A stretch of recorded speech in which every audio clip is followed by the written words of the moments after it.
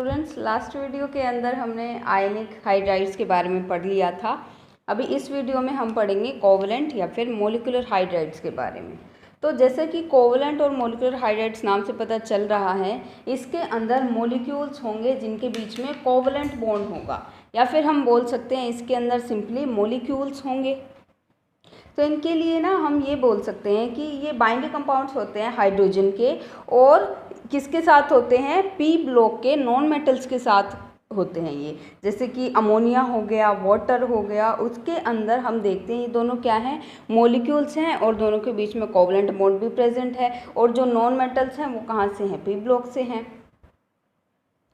अब इनमें से जो सबसे पॉपुलर है ना हाइड्राइड, वो है कार्बन का हाइड्राइड। हमें पता है पी ब्लॉक के अंदर कौन कौन से एलिमेंट आते हैं, कार्बन आ जाता है, नाइट्रोजन आ जाता है, फ्लोरीन आ जाता है, ऑक्सीजन आ जाता है। तो ये सारे जो कंपाउंड्स अगर हाइड्रोजन के साथ कंपाउंड बनाते हैं तो उनको मोलिकुलर हाइड्राइड्स बोलते हैं। अभी सबसे इम्पोर्टेंट एग्जाम्पल है इसका, ये है एग्जाम्पल, सबसे इम्पोर्टेंट एग्जाम्पल है इसका हाइड्रोकार्बन्स। हाइड्रोकार्बन्स जो होते हैं ऐसे कंपाउंड्स होते हैं या फिर ऐसे मॉलिक्यूल्स होते हैं जिसमें हमें एसोसिएशन देखने को मिलती है, मतलब कोवलेंट बॉन्ड्स देखने को मिलते हैं कार्बन और हाइड्रोजन के बीच में। एग्जाम्पल के लिए हाइड्रोकार्बन का एक एग्जाम्पल आप लोगों ने सुना होगा, मिथेन जो होता है, मिथेन का फॉर्मूला क्या होता है, CH4 होता है। CH4 के अंदर अगर हम देखते हैं तो ये देखिए कार्बन और हाइड्रोजन के बीच में कोवलेंट बॉन्ड होता है। कोवलेंट बॉन्ड आप लोगों को पता ही होगा, ऐसा बॉन्ड होता है जो कि शेयरिंग ऑफ इलेक्ट्रॉन से बनता है। मतलब ऑक्टेट कंप्लीट करने के लिए दो एलिमेंट्स अपने इलेक्ट्रॉन साथ में शेयर करते हैं और जिससे कि वो मॉलिक्यूल बन जाता है। और एग्जाम्पल्स की बात करें तो हमारे पास हो जाएगा अमोनिया, NH3, अमोनिया बोलते हैं इसको। इसका स्ट्रक्चर क्या होता है, अमोनिया का स्ट्रक्चर तो आप लोगों को पता ही होगा, पिरामिडल स्ट्रक्चर होता है इसका। तो ऐसे होता है इसका स्ट्रक्चर अमोनिया का, और यहाँ पे एक लोन पेयर होता है, बट ये नाइट्रोजन और हाइड्रोजन के बीच में क्या है, कोवलेंट बॉन्ड्स हैं। तो यहाँ पे देखिए नाइट्रोजन भी पी ब्लॉक से है, कार्बन भी पी ब्लॉक से है। अभी एक और वाटर मॉलिक्यूल जो हर जगह पता होता है, सबको यूज़ होता है, H2O। तो H2O के अंदर ये ऑक्सीजन है, ये पी ब्लॉक एलिमेंट है, और ये हाइड्रोजन तो आप लोगों को पता है ये हाइड्राइड बनाने के लिए यूज़ होगा। इसके ऊपर भी दो लोन पेयर होते हैं, ऑक्सीजन के ऊपर भी यहाँ पे। फिर हम बोल सकते हैं हाइड्रोजन क्लोराइड, HCl सुना होगा, HCl। तो यहाँ पे भी ये क्या होता है, ये बॉन्ड जो होता है वो कोवलेंट बॉन्ड होता है। तो जो हाइड्रोजन, अब क्योंकि ये सारे के सारे जो एलिमेंट, ये सारे के सारे जो मॉलिक्यूल्स हैं, मोलिकुलर हाइड्राइड्स हैं, ये कोवलेंट नेचर के हैं, तो इनके बॉइलिंग पॉइंट बहुत ज़्यादा लो होंगे और ये मोस्टली वोलाटाइल होंगे नेचर में। वोलाटाइल का मतलब ये है रूम टेम्परेचर पे उनके वो वेपर के फॉर्म में आ सकते हैं। अब मोलिकुलर हाइड्राइड्स को ना हम अलग अलग टाइप्स में डिवाइड कर सकते हैं, किसके बेसिस पे कि उनके पास इलेक्ट्रॉन है या फिर नहीं है, तो उनकी क्लासिफिकेशन अलग से हो जाती है कोवलेंट की। तो उनके पास इलेक्ट्रॉन हैं, कम है, ज़्यादा है, उसके बेसिस पे हमने इसको 3 कैटेगरीज में डिवाइड कर रखा है। सबसे पहली कैटेगरी जो आती है, they are electron deficient hydrides. Electron deficient hydride, deficient का मतलब आप लोगों को पता होगा, जिसकी मतलब कुछ कमी हो, इलेक्ट्रॉन्स की यहाँ पे कमी हो जाएगी इन हाइड्राइड्स के बीच में, ठीक है। तो ये जो हाइड्राइड्स होते हैं ना, इसके अंदर मतलब जब हम बहुत इसके स्ट्रक्चर्स लिखते हैं तो लुईस कॉन्सेप्ट के अकॉर्डिंग इन हाइड्राइड्स के स्ट्रक्चर लिखते हैं। तो एक बहुत ज़्यादा पॉपुलर इसके एग्जांपल है B2H6। B2H6,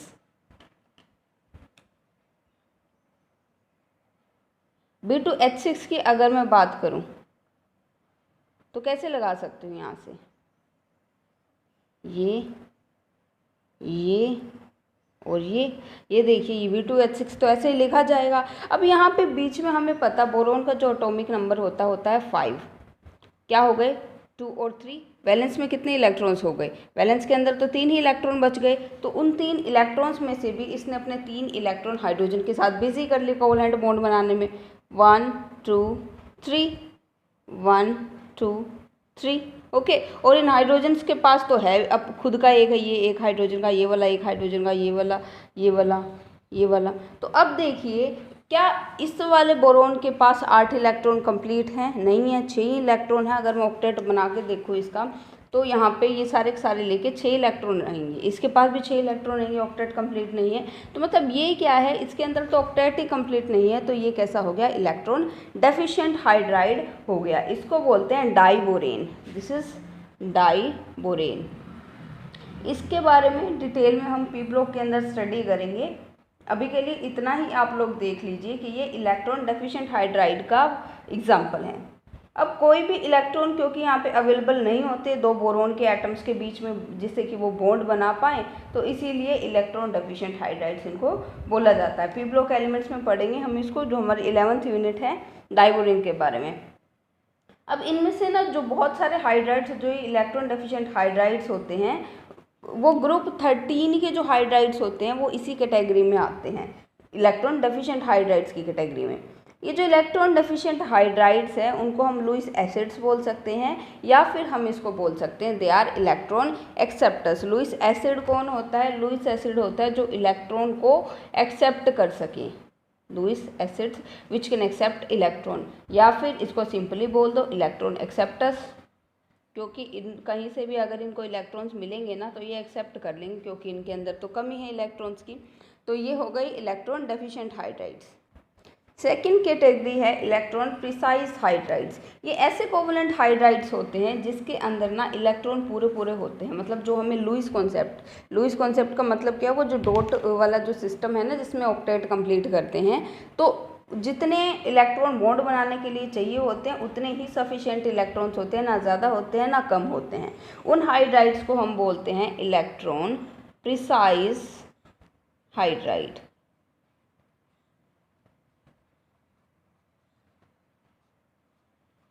ओके, तो इसके लिए हम डेफिनेशन लिख सकते हैं। तो इसकी डेफिनेशन हो जाएगी, electron precise hydrides are those kind of covalent और molecular hydrides in which atoms have the required number of electrons which are permissible according to Lewis concept of bond formation। और electron deficient hydrides की definition भी आप लोग लिख लीजिएगा, या आप ऐसे लिख सकते हैं, these hydrides have lesser number of electrons available for writing their conventional structures according to Lewis concept। तो ये वाली जो डेफिनेशन थी ये इलेक्ट्रॉन डेफिशिएंट हाइड्राइड्स की थी। इलेक्ट्रॉन प्रिसाइज हाइड्राइड्स की डेफिनेशन ये हो जाएगी। साथ साथ इनका एग्जाम्पल भी लिखना है। इसका डाइबोरेन होता है, इसका एग्जाम्पल होता है हमारे जो हाइड्रोकार्बन्स हैं। हाइड्रोकार्बन मैंने बताया कार्बन और हाइड्रोजन से मिलकर जो बने होते हैं, जैसे कि हो गया मीथेन, इथेन, इथीन, इथाइन, ये सारे इलेक्ट्रॉन प्रिसाइज हैं। जैसे कि क्या हो गया, मीथेन हो गया, CH4 स्ट्रक्चर होता है। इथेन का फॉर्मूला होता है C2H6। इथीन का होता है C2H4। ये एल्केन, एल्कीन, एल्काइन, ये आप लोग हाइड्रोकार्बन के अंदर पढ़ेंगे, C2H4, C2H2। ठीक है, तो इनके नाम भी आप लोग साथ साथ लिख लीजिएगा। ये है मीथेन, ये है इथेन, ये है इथीन और ये है इथाइन। तो ये सारे सारे इलेक्ट्रॉन प्रिसाइज हाइड्राइड्स हैं। अब थर्ड कैटेगरी है इलेक्ट्रॉन रिच हाइड्राइड्स की। यहाँ से आप लोग इसके नेम नोट कर सकते हैं हाइड्रोकार्बन्स के।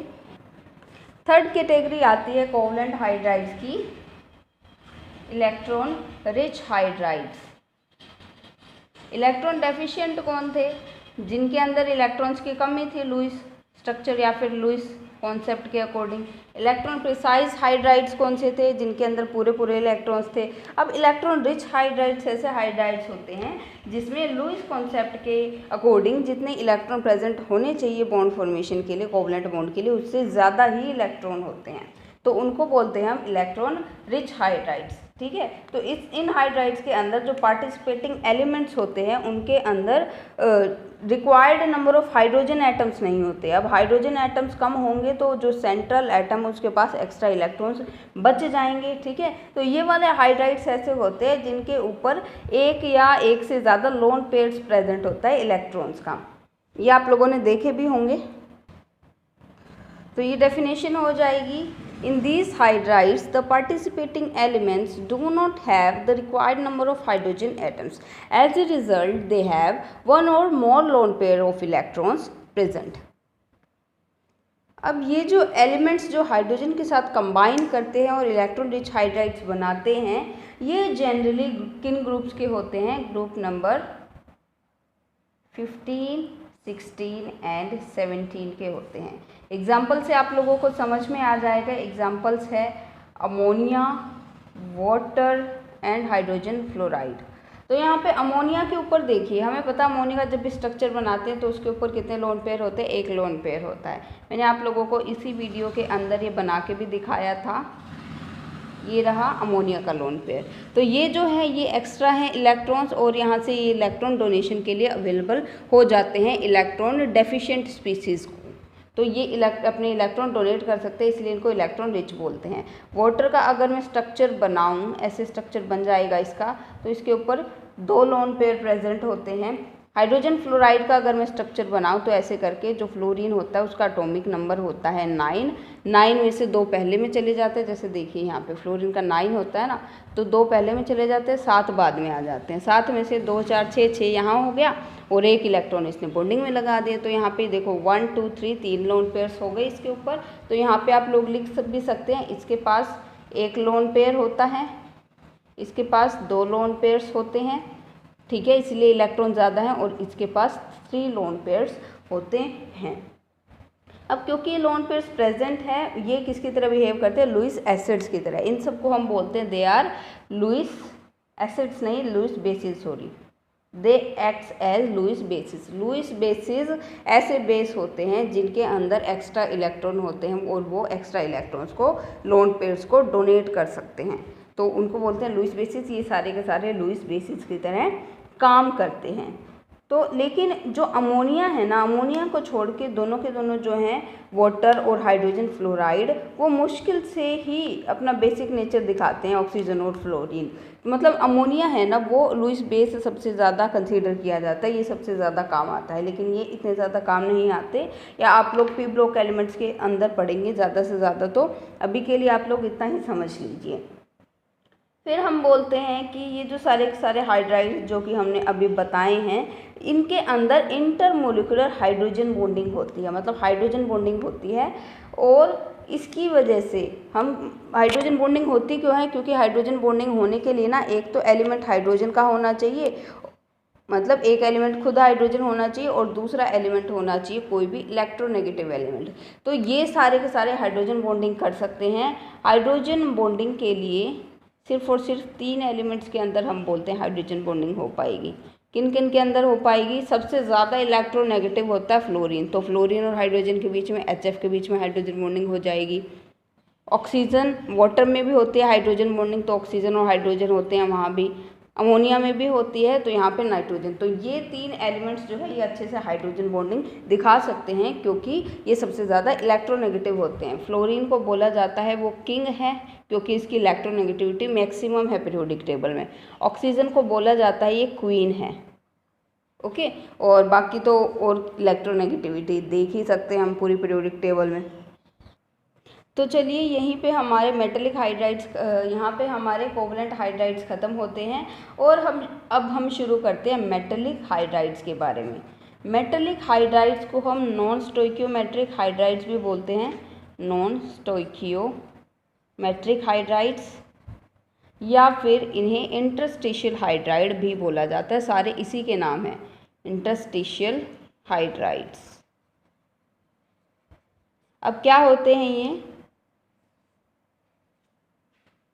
तो इनके लिए ना हम ये बोल सकते हैं कि बहुत सारे जो ट्रांजिशन और इनर ट्रांजिशन मेटल्स हैं वो हाइड्रोजन को एब्जॉर्ब कर लेते हैं अपने लैटिस के अंदर, जो इंटरस्टिसेस होती हैं। इंटरस्टिसेस मतलब खाली स्पेस जो होता है, जिसकी वजह से वो मेटल जैसे हाइड्राइड बना लेते हैं, जिन्हें इंटरस्टिशियल हाइड्राइड्स कहा जाता है। दैट मीन्स मान लेते हैं, ये देखिए डी और एफ ब्लॉक एलिमेंट्स जो होते हैं हमारे ट्रांजिशन और इनर ट्रांजिशन एलिमेंट्स जो होते हैं टी एंड एफ ब्लॉक, तो उसके अंदर ना ये मान लेते हैं ये उनका क्रिस्टल है। इस क्रिस्टल के अंदर अब ये जो थोड़ा सा खाली स्पेस है ना, ये वाला खाली स्पेस है, ये वाला खाली स्पेस है, यहाँ पे क्या हो सकता है? हाइड्रोजन आके रहने लग जाता है, तो उनको हम बोलते हैं मेटेलिक हाइड्राइड्स या फिर इंटरस्टिशियल हाइड्राइड्स।